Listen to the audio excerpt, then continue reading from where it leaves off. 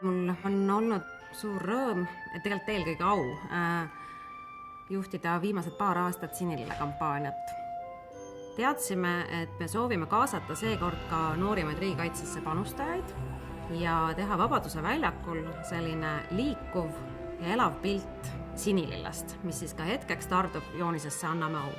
Kui aeg hakkas lähenema, ei olnud ühtegi plaani ja siis saabus püant, et meil on liiga vähe aega proovideks.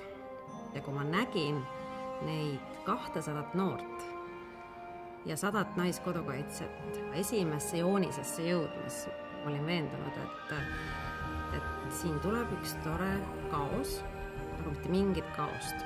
Need noored olid nii distsiplineeritult, nad läksid, rahulikult astusid oma kohale, kus nad pidid olema, mille nad teada said võib-olla 15 minutit, mõni võib-olla 5 minutit enne lavastuse algust.